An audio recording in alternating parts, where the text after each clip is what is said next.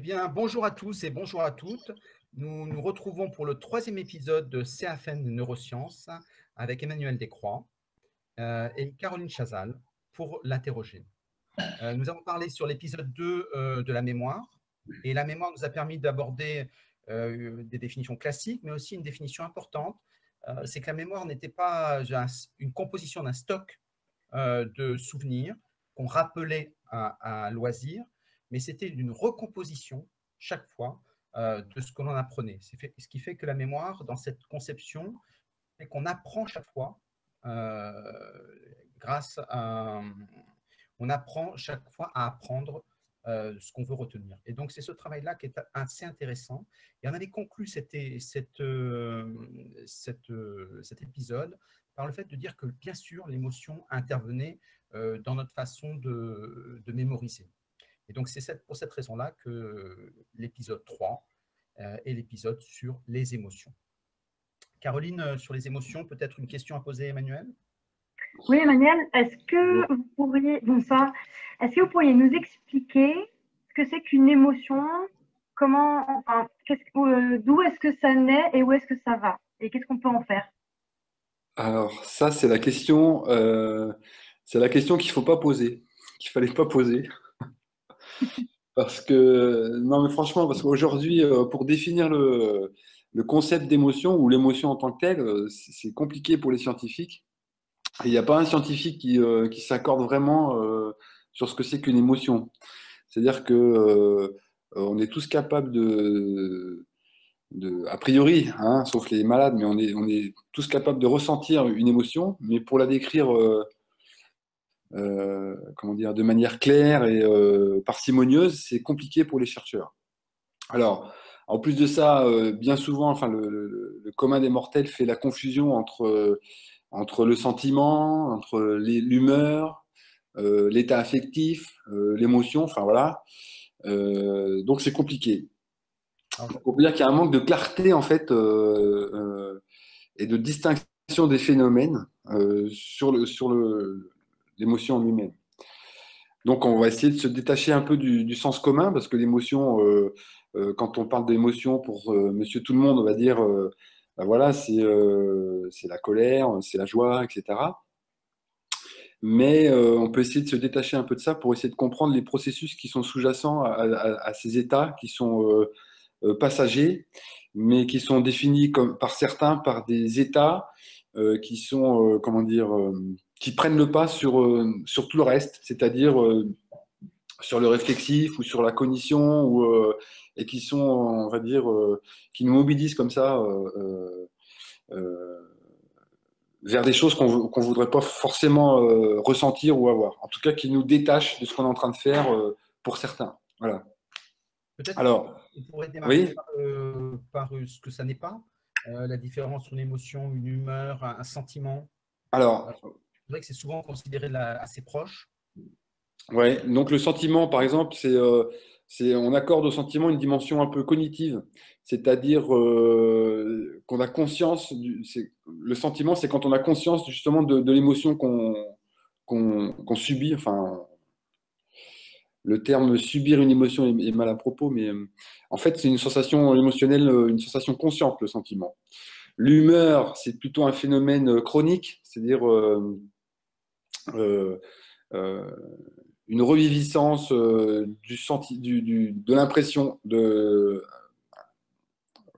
émotion. Donc c'est un sentiment un peu diffus et global et qui n'a pas de déclencheur spécifique, c'est-à-dire qui n'est pas forcément relié à un phénomène environnemental, interne ou externe d'ailleurs, hein. Mais c'est un peu diffus, on va dire, l'humeur.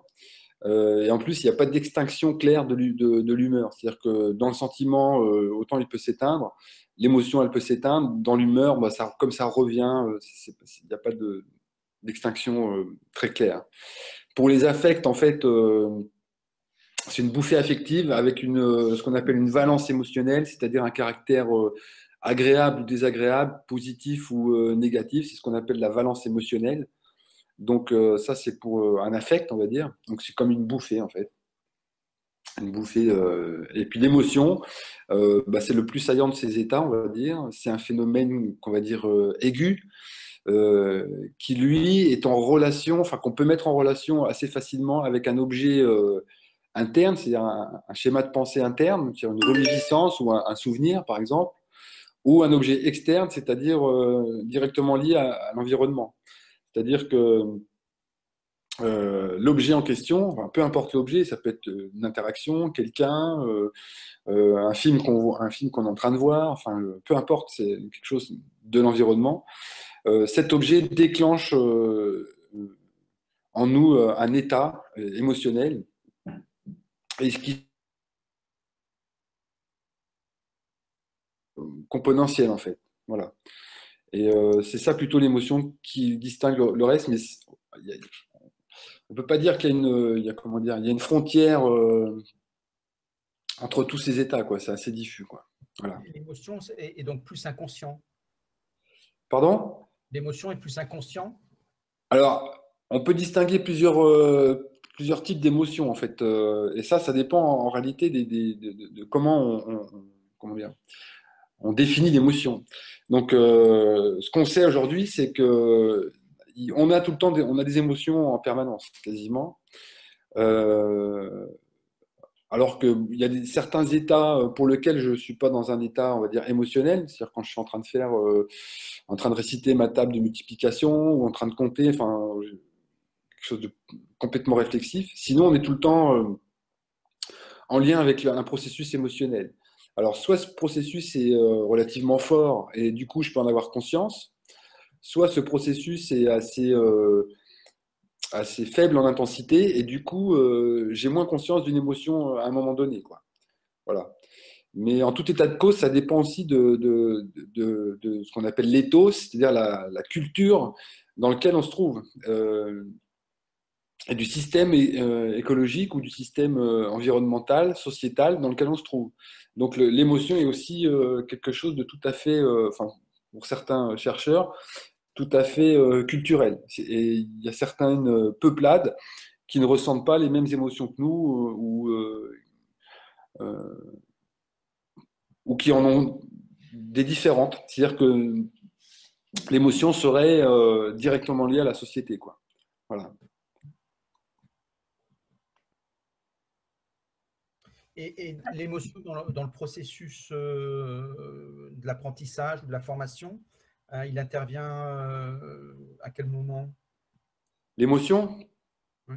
Alors, ce qu'il faudrait peut-être avant tout, c'est de définir un petit peu quelles sont les conceptions de l'émotion, parce qu'on va voir qu'au niveau comment dire, social, l'émotion joue des rôles importants. Donc, tout dépend de ce qu'on définit comme terme derrière le terme émotion. Émotion, c'est quelque chose de... Ah. Donc on perd Emmanuel dans ses émotions. je parle plus, c'est question. Pardon? On t'a perdu sur ta définition de l'émotion. Alors, j'étais en train de dire que pour certains chercheurs, l'émotion a une fonction. C'est-à-dire que, enfin, au niveau sociétal, hein, au niveau du partage, donc il y a une fonction et un bénéfice de partage. Donc au niveau socio-affectif, par exemple, ça permet d'établir le contact,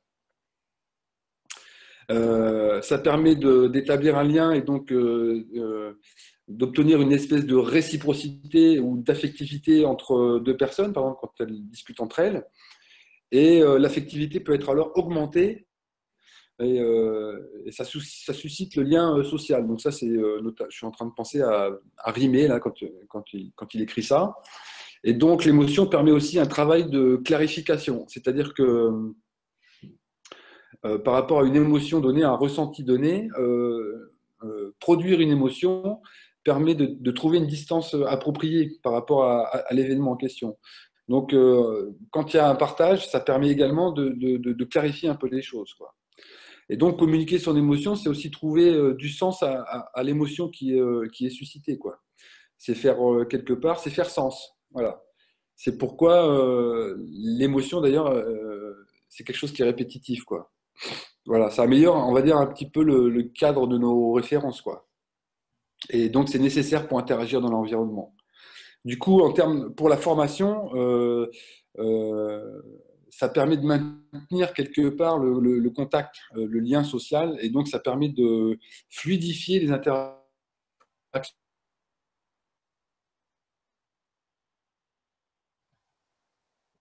Ça permet. Donc Emmanuel s'est perdu dans le fluide de ses émotions. Donc pour dire effectivement que l'émotion permet justement de oui, de fluidifier le lien, et donc ça permet sans doute de partager davantage, puisqu'en fait on a codifié un canal d'échange. Et tout ça, ça sera confirmé par Emmanuel qui, bien sûr, reviendra.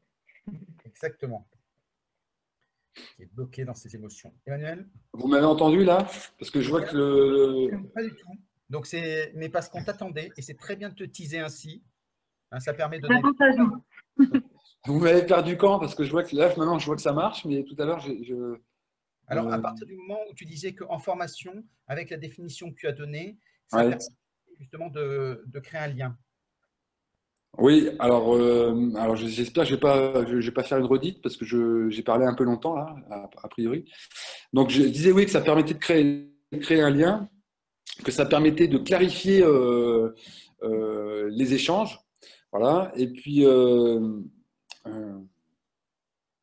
ça permet comment dire, de créer un partage secondaire, c'est-à-dire de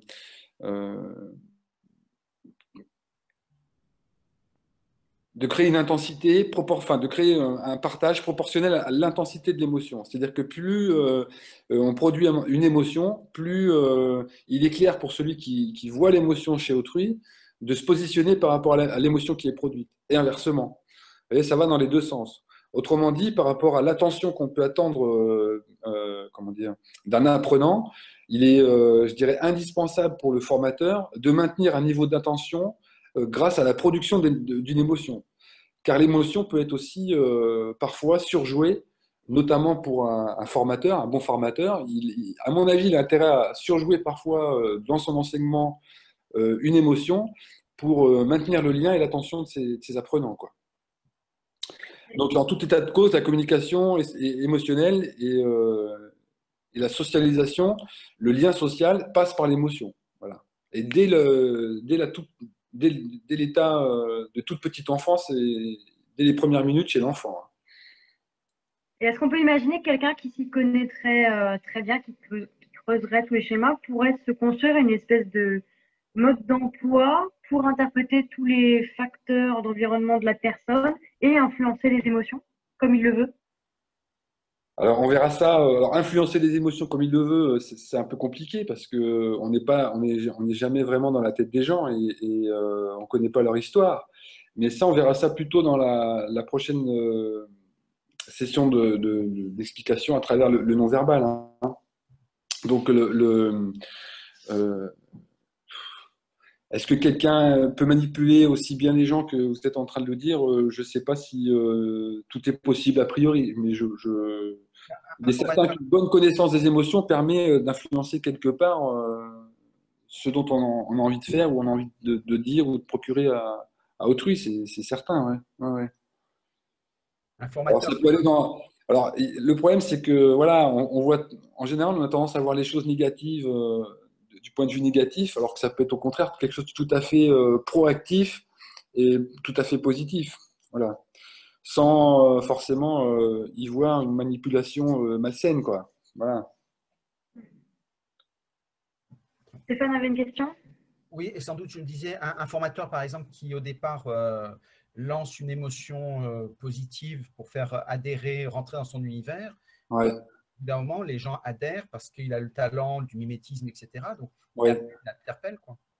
Oui, tout à fait. Et puis, je dirais qu'un bon formateur, quelque part, c'est un comédien. C'est-à-dire que c'est celui qui va produire des émotions à un moment donné dans son discours, encore une fois, pour maintenir l'attention de ses élèves, quoi. Et puis, pour de temps en temps les sortir et de voir parce qu'à la limite, on pourrait dire que c'est plus facile de vérifier sur le visage de quelqu'un une émotion que de l'expliquer. Vous voyez, ça prend plus de temps d'expliquer ce que ressent, par exemple, un formateur sur une question ou sur une autre. Donc, bien sûr que parfois, la parole est nécessaire pour l'explication, mais quand l'apprenant voit une émotion sur le visage du formateur à propos de quelque chose qu'il est en train de raconter, ça va beaucoup plus vite. Vous voyez, Et est-ce ça va qu'on est beaucoup. tous dotés de la même faculté, enfin j'imagine que non, mais pourquoi? De la même faculté d'empathie? Alors, est-ce qu'on est tous...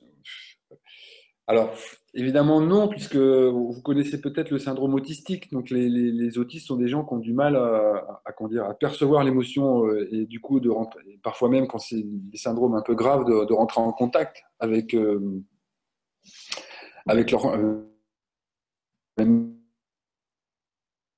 Avec leur environnement. qualité à ce niveau-là. Bien sûr. Il y a même il y a même, alors, il y a un cas. On peut voir que l'émotion, en fait, ressentir l'émotion et gérer ses émotions et comment dire, percevoir l'émotion chez autrui, c'est un phénomène tout à fait indispensable à la vie en société. Hein.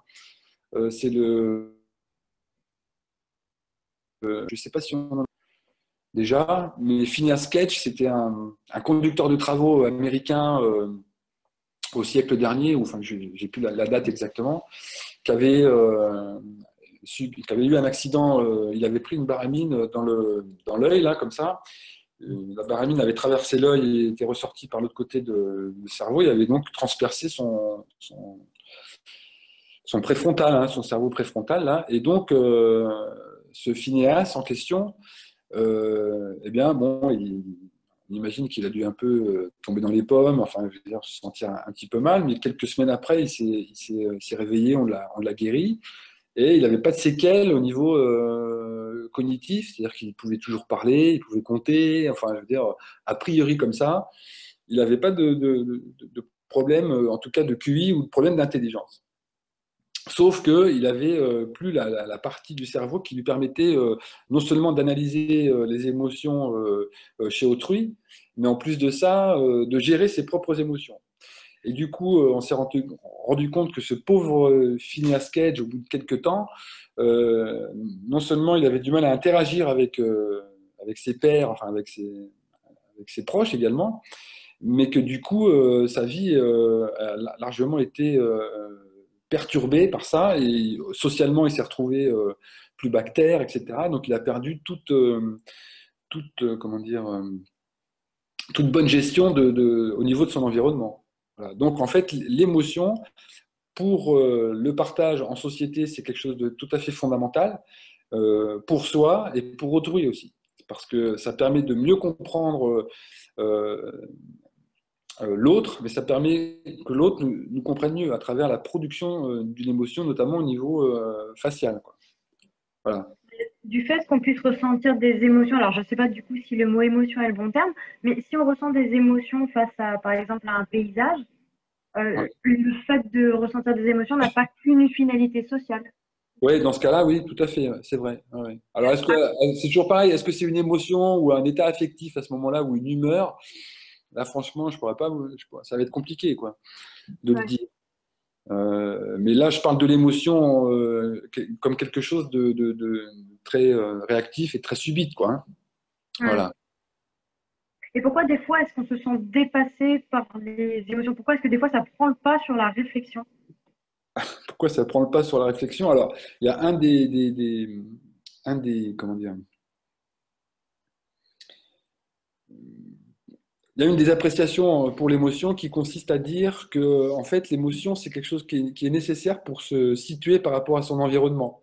Donc, peut-être, alors, si on en reste à cette définition, à cette théorie de l'émotion, à ce moment-là, on pourrait dire que, par rapport à cette fonction adaptative et automatique de l'émotion, et ben, pour la personne qui subit l'émotion à un moment donné, c'est en tout cas le signal qu'il n'est pas en place là où il faut, par exemple, ou que comment dire, ce qui se passe dans son environnement comment dire, n'est peut-être pas du même ordre de ce qu'il pouvait attendre de son environnement. Ça, c'est pour la fonction adaptative de l'émotion. Voilà. C'est la deuxième définition que tu voulais donner? Oui, par exemple, mais là, je suis plus sur la définition, comment dire, le rôle dans le rôle de l'émotion, quoi. Hein. Voilà. D'accord. Donc l'émotion, en fait, c'est un indicateur, enfin un capteur, un Ouais, signal d'alerte. ouais, c'est ça, on peut dire que c'est ça, parce que pour la fonction biopsychologique de l'émotion, enfin, telle que définie un petit peu par Darwin et ses successeurs, c'est quelque chose qui est tout à fait inné. Euh, et donc, en plus de ça, c'est universel, en tout cas pour les émotions dites primaires, c'est-à-dire celles que tout le monde aurait partout dans le monde, quoi. Et puis, ce serait vraiment la fonction, comment dire, d'adaptation à son environnement, quoi. Voilà, un phénomène largement automatique et voire neurovégétatif, quoi. Voilà. Et là, si je fais un petit crochet un petit peu différent, l'art, les émotions qu'on peut avoir avec l'art, c'est pas une question d'adaptation. Qu'est-ce qui se jouerait là-dedans? Et pourquoi ça ne serait pas une question d'adaptation? Parce que ce serait une production humaine, mais qui ne nous concerne pas. Du coup, on n'aurait Si pas vous avez besoin de s'adapter. là, ma réponse serait de dire si vous avez une émotion face à un tableau A et que vous n'avez pas d'émotion face à un tableau B, peu importe. Ce qui se passe face au tableau A, c'est que vous avez une émotion. Donc, peu importe la place de l'art là-dedans, c'est qu'il y a un phénomène environnemental à un moment donné, le tableau A, qui vous D'accord, provoque quelque chose. Voyez. Est-ce que c'est d'accord. nécessaire? Alors, c'est la question de l'art. Est-ce que l'art est nécessaire ou pas? Ça, je ne peux pas répondre. C'est pas l'objet forcément de la discussion qu'on a ce soir. Mais ce qu'on peut dire, c'est que si vous avez une émotion à un moment donné, on peut caractériser l'émotion comme une réaction, en fait. Vous voyez, encore une fois, l'émotion, c'est un concept. Hein, c'est quelque chose c'est un concept créé par l'homme. En réalité, on peut dire qu'il n'y a pas d'émotion, mais qu'il n'y aurait que des réactions, quoi, lesquelles pourraient être distinctes et manifestées de plusieurs manières. Hein. On connaît la joie, la colère, la tristesse, c'est pas les mêmes, c'est pas la même production, y compris au niveau facial. Hein. Enfin, on se représente bien là tous un petit peu le visage de la colère, le visage de la tristesse qui n'est pas le même, le visage du dégoût, le visage de la joie, etc. Euh, la manifestation est multiple, mais en tout cas, elle est toujours réactionnelle à quelque chose qui se passe soit dans un environnement, soit à une reviviscence, un souvenir, ou voilà, mais ça fait réémerger quelque chose qui prend le pas. C'est vrai sur quelque chose de tout à fait cognitif et analytique ou réflexif, hein, peu importe. Donc c'est bien un processus qu'on appelle bottom-up, c'est-à-dire quelque chose qui émerge, qui prend le pas sur quelque chose qui nous demande un effort, quelque chose de plutôt top-down, tel que l'effort, enfin, je veux dire, l'effort cognitif, quoi. Et effectivement, c'est quelque chose qui prend le pas sur, mais parce qu'il y a c'est réactionnel à quelque chose qui est perçu à un moment donné dans un environnement. D'où l'intérêt en formation d'avoir un maximum, de donner un maximum d'informations émotionnelles pour faire réagir, quoi. Voilà. Est-ce qu'on peut dire que si l'émotion prend le pas sur la raison, l'émotion serait première face à la raison? Alors, est-ce que c'est premier ou pas? J'en sais rien. Si on fait Alors, une distinction entre tout ce qui est, alors les différents cerveaux, qui soit le cerveau reptilien, le cerveau ouais, limbique, et donc il y a un ordonnancement qui ferait que l'un prend le ouais. pas sur l'autre parce que… Ouais, en fait, bon, cette catégorisation là des trois cerveaux, ben, en réalité, c'est une catégorisation. Hein. Il n'y a pas de, bon, Il n'y a pas de… le cerveau qu'on appelle reptilien, ça gère surtout les fonctions vitales. Bon, c'est pour ça qu'on dit que c'est quand même important, mais on dit le cerveau mammélien ou le cerveau donc de l'émotion, le cerveau mammélien en tant que mammifère, c'est-à-dire qu'on a des émotions, on a de l'affect, etc. Vous voyez, on voit bien là que c'est une forme de catégorisation. Et ensuite, le cerveau, le troisième cerveau, celui qui apparaît en fait avec l'homme, et ben en fait on le catégorise comme ça parce que justement il est caractéristique de l'homme. Vous voyez, donc ça c'est une classification qui a été faite à un moment donné de l'histoire, mais on voit bien aujourd'hui ça n'a pas grand sens quoi. En réalité, ça c'est une catégorisation qui a été faite. Alors je sais je sais plus le nom du chercheur qui a fait ça. Ça va me revenir, peu importe. Mais aujourd'hui, on peut pas dire qu'il y a une fonction plus importante qu'une autre, quoi. Tout ce qu'on sait, c'est que sans émotion, c'est compliqué de s'adapter dans son environnement, en particulier l'environnement social tel qu'il est aujourd'hui, quoi. Donc, c'est quelques exemples cliniques qui nous permettent de dire ça aujourd'hui. Voilà. Et par contre, le fait de penser que l'émotion c'est moins bien ou c'est moins bien, c'est mal perçu, ou ça, c'est tout à fait quelque chose qui nous vient d'Aristote en fait. Voilà. Aujourd'hui, on est en train de, comment dire, de changer notre état d'esprit par rapport aux émotions, et on se rend compte que c'est quelque chose de tout à fait fondamental et qu'il ne faut pas chercher à contrecarrer ou à oublier ou à négliger, etc., quoi. Et donc, Damasio, par exemple, définit vraiment le caractère extrêmement important de l'émotion pour sa propre survie, notamment dans la société, quoi. Voilà. Est-ce qu'on peut apprendre à avoir la bonne émotion au bon moment? Alors, dans cette question, j'entends le mot apprendre et bonne au bon moment. Donc, est-ce qu'on peut apprendre à avoir des émotions? Si on s'adapte à son environnement, l'émotion permet ça. Est-ce qu'on peut s'entraîner pour On avoir… peut s'entraîner peut-être à réguler nos comportements à partir du moment où on ressent une certaine forme d'émotion. Donc, on peut commencer, par exemple, si on a une émotion forte, plutôt négative, commencer à essayer de respirer calmement, enfin, ce genre de choses pour essayer de s'adapter au mieux à la situation.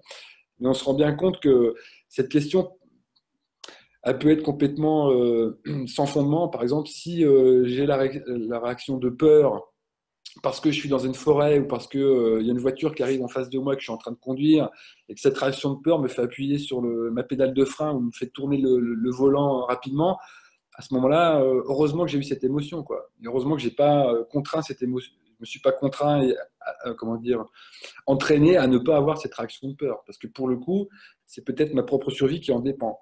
Vous voyez ce que je veux dire? Donc cette question-là, elle est un peu complexe, mais elle doit être modulée par le, comment Un dire, pilote d'avion qui se met en situation dans un simulateur, un ouais, pro en situation de stress, à ouais, gérer son stress, à avoir une procédure qui est… voilà. Mais Et, et c'est ça. c'est ce que j'allais dire, c'est-à-dire que ça dépend des situations. Il y a des situations qui dépendent, qui nécessitent justement de ne pas rentrer dans un système, comment dire, de peur. Par exemple, hein, le cas du pilote d'avion qui contrôle plus, comment dire, sa machine, par exemple. Donc lui, il peut s'entraîner justement pour essayer d'automatiser une certaine forme de processus pour ne pas rentrer dans un système où il ne contrôlerait plus rien. Mais on peut aussi imaginer ça pour le cas du commercial, par exemple, qui va essayer d'entraîner comment dire, ses réactions vis-à-vis d'un refus de son prospect, ou vous voyez, qui va éviter de rentrer dans une émotion particulière, à savoir, je sais pas, le doute ou la peur de ne pas faire signer, ou etc., etc. Donc ça, on peut s'entraîner quelquefois à ce genre de choses, mais pour autant, l'émotion, elle restera là. On imagine bien qu'un pilote d'avion, si ces deux réacteurs ne marchent plus d'un coup d'un seul et que, je sais pas, enfin, un problème grave, bon, bien sûr, il va s'entraîner à avoir un comportement adéquat, mais pour autant, je pense qu'il aura toujours la peur au ventre, vous voyez, dans la situation. Mais il aura activé des processus cognitifs par répétition. Il aura réussi finalement à automatiser certains comportements face à ce qu'il aura perçu de son environnement, qui aura déclenché cette émotion. Et heureusement qu'il aura déclenché cette émotion. Vous comprenez ce que je veux dire? Mm. Je vous Et entends plus là. oui, c'est bon là? Oui, c'est bon, ça y est, ouais. Ouais. D'accord. Et du point de vue de la neuroscience, alors qu'est-ce que c'est un hyper émotif? Un hyper Ça émotif. existe. Qu'est-ce que c'est un hyper émotif? Bah, c'est quelqu'un qui rentre toujours dans une émotion, qui n'arrive pas à contrôler. Alors, on confond souvent ça avec les TDAH, enfin, c'est des gens qui ont du mal comment dire, à se positionner d'un point de vue, qui partent toujours dans des… Ah, en termes de production d'émotions, vous voulez dire, en termes de comportement? Oui, en termes de réception forte d'émotions ou de manifestation forte des émotions qu'ils ressentent.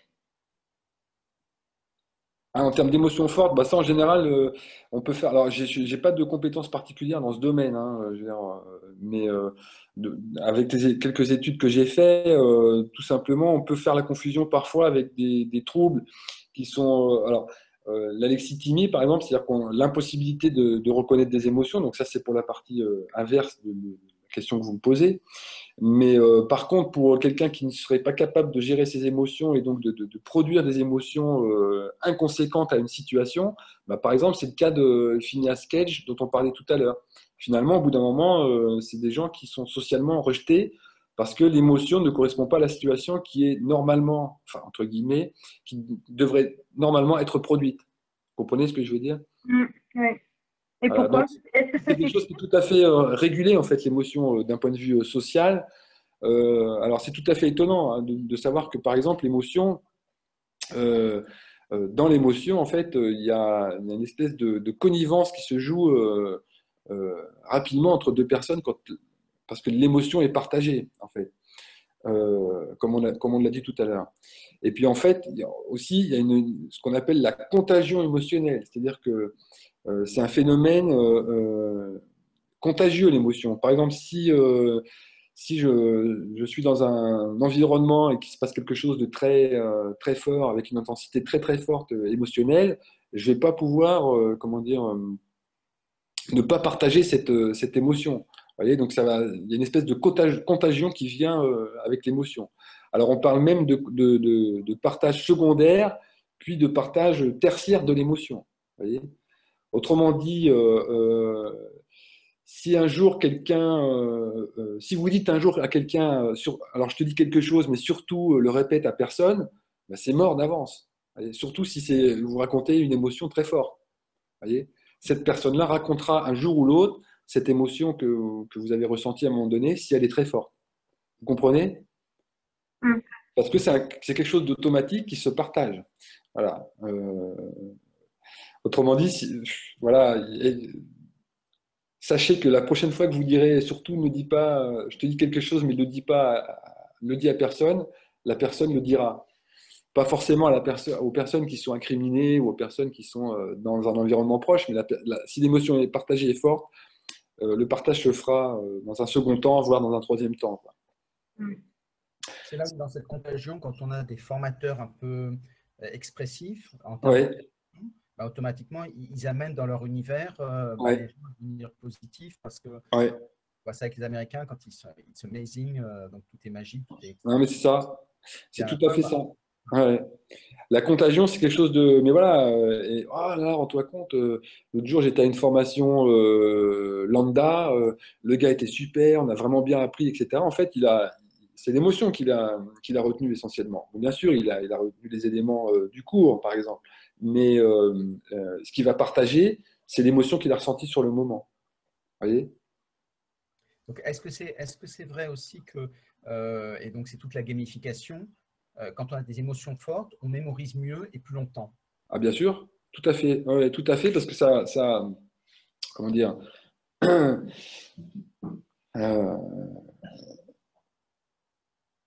on va avoir tendance à se le rappeler longtemps. Vous voyez, tout le monde connaît le cas du 11 septembre. Hein. Je veux dire, c'est quelque chose, comment dire.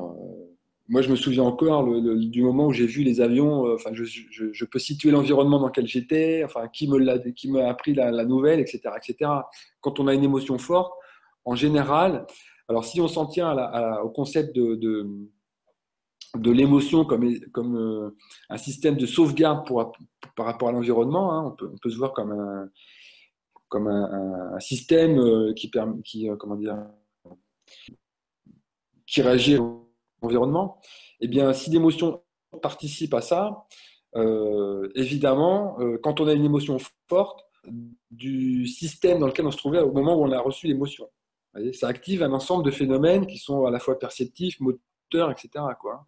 Et d'ailleurs, l'émotion, il y a un ressenti, comment dire, moteur. Le cœur peut s'accélérer, je peux être extrêmement tendu, etc. Quand j'observe des émotions, ou même pour la joie forte, on a mal au ventre tellement on rigole. Vous voyez, par exemple. Donc, ça active à la fois la motricité, la perception, et du coup, on se souvient mieux des phénomènes qu'on apprend à un moment donné, si l'émotion est forte à un moment donné, quoi. Que ça soit d'ailleurs une émotion à valence positive ou une émotion à valence négative. Hein. Je parle juste là de l'intensité de l'émotion. Autrement dit, en termes d'émotion, tu conseillerais de faire des jeux dans un processus de transmission de façon à ce que les gens s'amusent, partagent ensemble, de compétition, etc., Ouais. mécanique, pour qu'ils puissent mémoriser davantage. Oui, tout à fait. Ouais. Alors ça, parce que en fait, ce qu'on peut dire, c'est que la motivation est largement liée à l'émotion, en fait. Hein.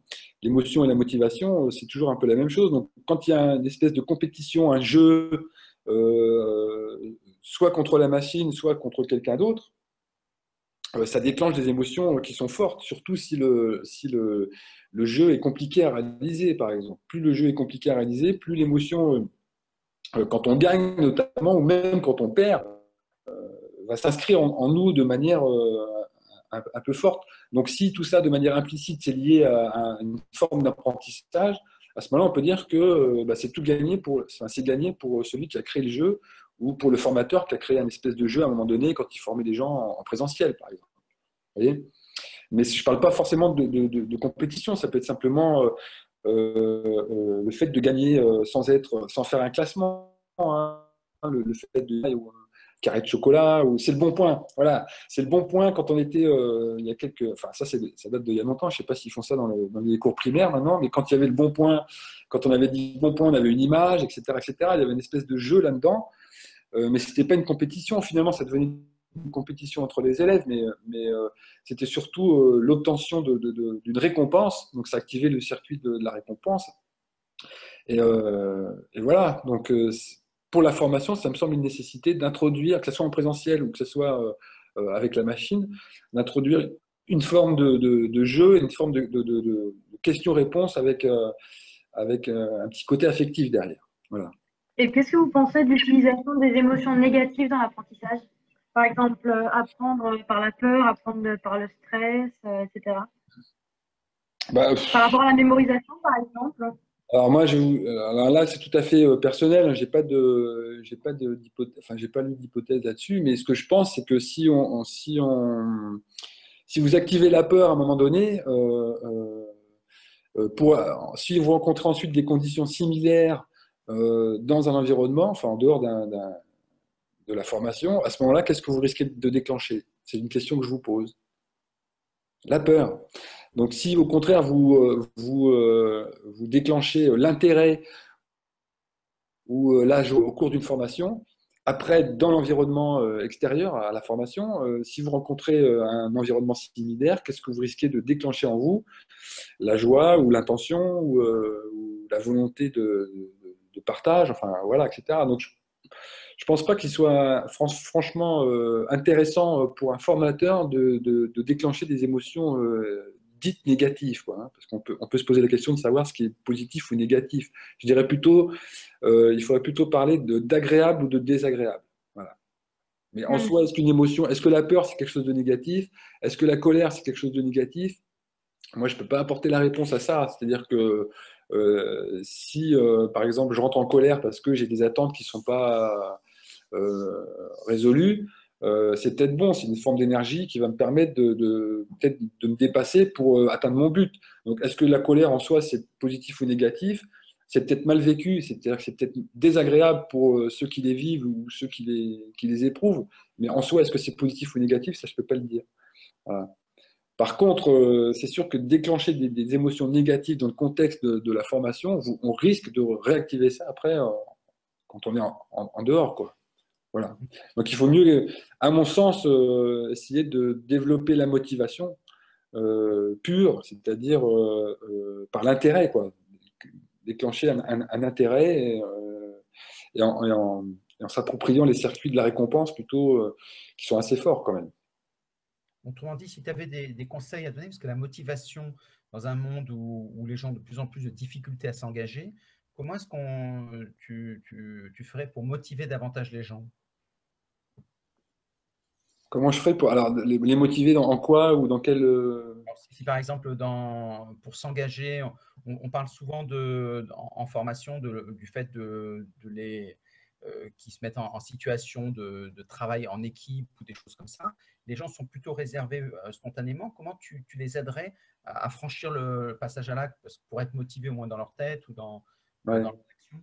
Alors, moi, ce que je fais au cours de mes formations en général, et heureusement, au départ, je le faisais un peu exprès. C'est-à-dire que c'est quelque chose qui était un peu latent dans mon esprit. J'essayais à un moment donné de déclencher un fou rire, par exemple. Voilà, donc pour que tout le monde puisse, de concert, essayer comment dire, de changer de contexte. Et puis après, on partait sur quelque chose qui était plus fluidifié. Mais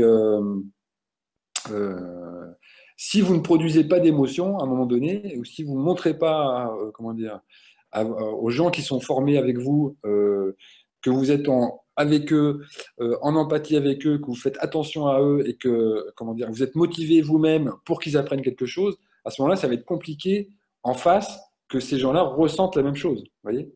Parce que derrière tout ça, ce qui se cache, c'est les neurones miroirs. Alors, je ne sais pas si on en a parlé déjà ou si on en parlera un peu plus certainement la prochaine fois, je pense. Mais si vous avez un discours que vous n'êtes pas, vous prononcez un discours en tant que formateur, mais que vous ne pensez pas que ce que vous êtes en train de dire correspond à une réalité, ou alors je parle là un peu du mensonge, ou en tout cas que vous n'êtes pas en empathie avec les gens, à ce moment-là, ça va se voir. Donc les neurones miroirs des gens qui vont regarder vont travailler et vont produire la même chose que ce que vous êtes en train de montrer, par exemple. Et donc, il pourrait y avoir à ce moment-là un décalage, une différence entre ce que vous montrez vous-même par votre comportement émotionnel, voire non verbal, et ce que vous êtes en train de dire verbalement. Vous voyez, et ça peut déclencher soit un malentendu, soit quelque chose, un mal-être, etc., quoi.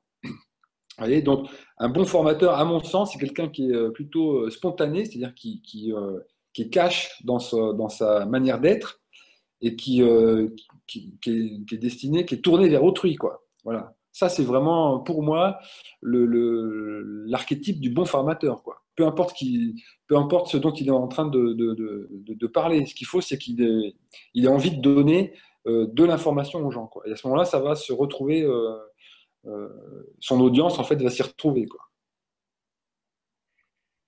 J'ai une question par rapport au milieu professionnel. Ouais. Est-ce que c'était une mode ou est-ce que c'est une vision des choses de certaines personnes seulement de dire qu'au travail, c'est un milieu où qui n'est pas le lieu de l'émotion? Bah, en fait, voilà, ça vient c'est moi ce que j'appelle le syndrome de James Bond. C'est-à-dire que James Bond, lui, il a pas d'émotion. Quand on regarde bien, il n'a pas d'émotion. Il est toujours dans l'analyse. Il est dans la cognition tout le temps. Hein. C'est-à-dire qu'il est dans le réflexif, dans l'analyse. Et il réussit tout le temps. Mais on sait bien que, comme on l'a dit tout à l'heure, l'émotion, c'est un processus bottom-up, hein, qui émerge comme ça et on ne peut pas ne pas l'avoir à un moment donné. Si on l'a, on l'a, quoi, hein. C'est le circuit de Papez, tout ça, enfin le circuit limbique. Quand il s'active, bah, il s'active. Donc refuser l'émotion aujourd'hui, on voit bien que euh, c'est quelque chose qui était admis, et ça l'est encore, hein, je dirais, dans certaines sociétés. Mais aujourd'hui, quand on voit des sociétés les plus dynamiques aujourd'hui, elles font attention, elles font cas de l'émotion, quoi. Et dans les processus RH aujourd'hui, il y a pléthore de formations qui sont destinées justement à comprendre ce que c'est que l'émotion, comprendre les besoins qui sont ressentis de manière sous-jacente, c'est-à-dire quels sont les besoins ou les attentes ou les incomplétudes par rapport à une émotion qui est produite à un moment donné, quoi. Le tout étant de faire en sorte que les gens se sentent bien dans le milieu dans lequel ils se trouvent aujourd'hui et qu'ils se sentent bien dans leur société. Donc, ça passe nécessairement par la compréhension, par une meilleure compréhension de l'émotion, en fait. Voilà. Sachant que pour un DRH ou même pour le chef d'entreprise, quand les gens se sentent bien dans leur société, ils y passent plus de temps et ils sont plus opérationnels, quoi. Donc, en termes de coûts concrètement, travailler sur l'émotion et faire en sorte que l'émotion soit, admise et elle soit, acceptée. Alors, faut pas en faire non plus un fatras, mais accepté en tout cas par les RH ou les DRH à un moment donné, c'est quelque chose de, à mon avis, tout à fait fondamental, dans la mesure où ça va participer au bien-être de chaque personne au sein de sa société, quoi. Voilà. Ça participe d'une vision globale un peu, enfin, c'est en tout cas une nouvelle tendance en termes de relations au sein des entreprises, quoi. Clairement. Est-ce Voilà. que cette façon de travailler sur l'émotion, c'est ce qu'on appelle l'intelligence émotionnelle? Oui, c'est ça, hein. C'est difficile de dire aussi ce que c'est que l'intelligence émotionnelle, mais c'est un meilleur partage, une meilleure compréhension et en tout cas une meilleure analyse de ce qu'on peut ressentir à un moment donné. C'est-à-dire en termes émotionnels, justement, en termes de ressenti, en termes d'éprouvé à la fois corporel et relationnel. Voilà. Et une bonne intelligence émotionnelle, c'est la personne qui a vraiment beaucoup d'empathie et qui peut réagir, comment dire, dans le bon sens, avec conscience de ce qu'il est en train de faire à un moment donné, quoi. Voilà. Je reviens sur quelque chose que vous disiez au tout début et qui m'a interpellée. Vous disiez que ça pouvait avoir une dimension culturelle des émotions. Oui. Et du Ouais, coup, est-ce que vous pensez ou est-ce que vous savez si il y a des émotions qui sont ressenties par certaines cultures, ouais. civilisations et qui sont inconnues pour d'autres? Est-ce que vous avez des exemples? Ouais, tout à fait, ouais. Donc, alors par exemple, et on voit bien là encore une fois le lien étonnant entre, comment dire, par exemple les émotions et le contexte, c'est-à-dire et l'environnement. Alors, si on prend le cas, par exemple, des Inuits, par exemple, bah, les Inuits n'ont pas l'émotion de la colère. Ils ne connaissent pas la colère. Voilà.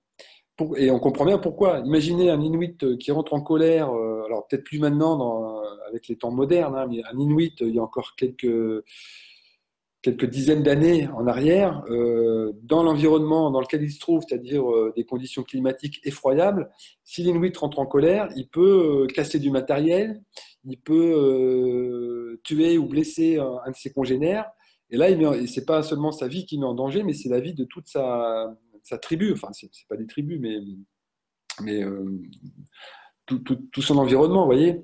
Donc du coup, petit à petit, ces gens-là n'ont pas comment dire, On est on oublie quelque part la colère, quoi. Voilà. Alors par exemple, c'est le cas de la colère chez les Esquimaux, mais par exemple, c'est le cas de la tristesse pour les Tahitiens. Voilà. C'est le cas de la surprise pour la tribu des Ifaluks qui ne connaissent pas ou très peu la surprise. Vous voyez, le concept même de l'émotion peut être mis en cause par différentes peuplades, quoi. Pour les Japonais, par exemple, enfin pour les Japonais ou pour le monde oriental, l'émotion, c'est pas quelque chose qui se vit, qui est intériorisé. C'est quelque chose qui est entre deux personnes, mais c'est pas quelque chose qui est intérieur. Vous voyez, alors c'est difficile pour nous de concevoir ça, qui sommes occidentaux, mais pour eux, l'émotion, c'est quelque chose qui est entre, qui participe de la relation. Voilà. Alors que pour nous, c'est quelque chose qui est interne. Vous comprenez ce que je veux dire? Tout à fait. plus Et donc ça, Donc, on peut dire qu'il y a vraiment des différences interculturelles quoi, en termes d'émotions. Et encore une fois, voilà, ça dépend de l'environnement dans lequel on se situe, quoi. Est-ce qu'on a identifié des émotions, ou au moins une émotion, que nous, occidentaux, nous ne connaîtrions pas? C'est le cas de l'émotion Amae, je crois qu'elle s'appelle comme ça. Enfin, de mémoire, hein, j'ai plus tout en tête, mais l'émotion Amae au Japon, c'est quelque chose qui n'est pas éprouvé par les Occidentaux, mais je crois que un Japonais peut vous en parler facilement, mais nous, on va avoir vraiment du mal, quoi, même si on peut comprendre un petit peu ce que c'est, quoi. ça correspond à quoi comme émotion? Bah justement, je peux pas vous le décrire vraiment. Je crois que Amae, c'est entre plaisir et tristesse et dépit. Et vous voyez, c'est compliqué à dire, quoi, hein, mais c'est quelque chose qui se situe entre ce que nous, on pourrait interpréter comme ça, quoi. Voilà. Mm. Quel genre de, comment est-ce qu'on pourrait étudier ce type de phénomène? C'est quoi? C'est de la psychologie? C'est de la Ah bah bien sûr que ça fait partie de l'émotion, c'est un champ important dans la psychologie, hein. Aujourd'hui, en plus, ça va être, je pense que la détection des émotions, en tout cas au niveau facial, c'est quelque chose de tout à fait à la mode pour les chercheurs en neurosciences aujourd'hui, puisque vous savez qu'on peut d'abord détecter facilement les visages maintenant. Enfin, je veux dire, tout est techniquement là, même s'il y a des problèmes juridiques pour que ça soit mis en place encore euh, dans les magasins de distribution, on peut le faire. Mais on commence à faire aussi la reconnaissance des émotions. Donc imaginez l'intérêt que ça peut avoir pour un fabricant d'objets, de pouvoir reconnaître les émotions, ou même pour un distributeur, de reconnaître les émotions de ses clients quand ils passent dans les rayons, quoi. Vous voyez. Mm. Donc il y a un intérêt financier maintenant vraiment très très fort. Et du coup, il y a beaucoup de recherches qui sont faites, parce que quand il y a de la finance, bah, il y a des moyens pour faire de la recherche. Donc il y a énormément de recherches qui sont faites sur la détection des émotions, évidemment. Et alors ça va de pair avec, à mon avis, le côté un peu obscur de la chose, c'est-à-dire la détection du mensonge, etc. Donc qui reste plus ou moins valide, hein, on va dire, plutôt moins que plus d'ailleurs. Mm. Mais la détection des émotions aujourd'hui, c'est quelque chose de tout à fait fondamental. Et c'est vraiment mis au goût du jour enfin, au sein de nombreux laboratoires partout dans le monde, quoi. Donc ça devient vraiment quelque chose qui n'est plus, comment dire, mis un peu à l'écart parce que on n'est plus au 19e siècle ou encore beaucoup plus en avant, mais au contraire, aujourd'hui, l'émotion, c'est quelque chose qui est perçu comme évolutivement stable, si vous voulez. Et, Mm. et en plus de ça, ça devient un objet marchand, quoi. La détection des émotions, ça va devenir quelque chose de marchand, quoi. Voilà. Et il y a une série télévisée comme ça sur le décryptage des micro-expressions dans le cadre d'enquêtes policières. Est-ce que ça, c'est très futuriste ou est-ce qu'on est en plein dedans Ah non, ou est-ce non, ça c'est que... pas, non, non, c'est pas du tout futuriste, c'est basé sur sur les recherches de Paul Ekman. Voilà. Donc, qui est un chercheur, qui est le chercheur peut-être le plus connu à propos de la détection des émotions au niveau du visage, hein, des émotions faciales. Donc, alors, Paul Ekman, c'est quelqu'un qui est extrêmement contesté maintenant et qui le sera encore plus quand il va mourir, le pauvre, hein, c'est toujours comme ça. Donc, dans ses recherches, dans ses méthodologies, puis parce qu'il y a plein de choses qu'il n'a pas vues, mais ça reste quand même, Paul Ekman, la référence aujourd'hui pour en tout cas le décryptage des émotions faciales, quoi. Voilà. Donc, cette série, elle est assez intéressante parce que quelque part, en termes de détection du non-verbal. Donc, il y a une utilisation qui est faite de la détection des émotions pour essayer de rentrer, soi-disant, dans la tête des gens et détecter le mensonge, puisque c'est une série policière, hein, finalement. Donc, on verra, j'espère, la prochaine fois qu'il y a vraiment d'autres applications à la détection du non-verbal et qu'il n'y a pas que la détection faciale, même si ça reste quelque chose de tout à fait intéressant et fondamental, et que l'approche de Paul Ekman n'est pas la seule, heureusement d'ailleurs, puisqu'elle tend, y compris par d'autres chercheurs aujourd'hui, à être un peu, ou même largement contestée, quoi. Mais néanmoins, cette série, alors je ne sais pas si c'est vraiment appliqué au FBI ou en tout cas en France, je sais que c'est pas quelque chose qui est utilisé malheureusement, je dirais, parce que ouais, je pense qu'un certain budget devrait être consacré à ce genre de recherche, bon, voilà, pour la protection ou pour même l'activation d'un meilleur, du mieux-être dans la société globalement en général, quoi. Voilà. Mais c'est un champ, de toute façon, qui est tout à fait à la mode pour les chercheurs aujourd'hui, donc c'est quelque chose qui va très très vite, quoi.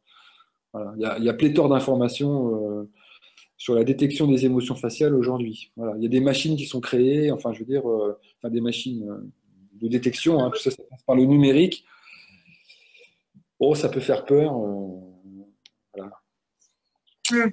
Je sais que j'ai vu récemment même, il y a j'avais vu un jeune chercheur chinois qui avait créé des lunettes contre comment dire, il avait mis en point des lunettes avec des lasers pour éviter qu'on puisse se faire reconnaître dans la rue dans quelques années quand il y aura des détecteurs, des capteurs partout pour la reconnaissance faciale. Donc, bon, la reconnaissance des émotions va de pair avec la reconnaissance faciale bientôt. Imaginez un peu, on sera tous détectés et on rentrera un peu dans nos comportements facilement grâce à la détection des émotions. Donc, alors, est-ce que c'est quelque chose qui est souhaitable ou pas? C'est pas à moi de le dire, mais tout ce qu'on peut dire aujourd'hui, c'est que techniquement, on y va, quoi. On y va et c'est là, c'est de mieux en mieux cerner la détection des émotions. Donc, après, c'est un problème d'éthique. Voilà. Ces innovations, ces inventions se transformeront socialement en innovation peut-être. Et donc, ça veut dire qu'il y a des choix aussi de société. Oui. Et si on regarde cet outil assez extraordinaire dans le e-learning, si on filme la personne en face, Ouais. on détecte, Ah oui. on voit, on optimise. Ah oui, tout à fait. Mais voilà, ça, c'est une application intelligente, par exemple. Ça sera une application intelligente c'est-à-dire qu'il y aura un échange quelque part entre peut-être la manière pour le robot de faire apprendre à son apprenant. Vous voyez, il y aura une petite caméra, une petite webcam, et le robot, on peut très bien imaginer que le robot détecte une émotion positive ou un intérêt chez la personne qui est en train de... Et à ce moment-là, il continue à explorer la solution ou l'apprentissage dans le sens où... Dans le meilleur sens, quoi. Et puis, si l'émotion devient négative, hop, il peut changer, etc. On peut imaginer des solutions plus ou moins intéressantes, tout à fait, ouais. Ouais. Y compris robotisées, hein. Exactement. Donc, ça veut dire qu'il y a plein de belles choses à voir. On arrive au terme de cet épisode. Merci Emmanuel. Merci Caroline. Donc, nous nous retrouvons la prochaine fois pour aller un peu plus loin et puis parler des microsignaux. Donc, qu'est-ce que ça veut dire et en quoi on peut intégrer les microsignaux dans nos façons d'apprendre ou de transmettre. Merci beaucoup. Au revoir. Je rappelle à tout le monde que si vous avez aimé l'épisode, n'hésitez pas à vous inscrire sur la chaîne YouTube et de mettre vos commentaires en bas et on les transmettra à Emmanuel pour qu'il puisse vous répondre de façon synchrone ou asynchrone. Merci beaucoup. Au revoir à tous. Au revoir. Au revoir.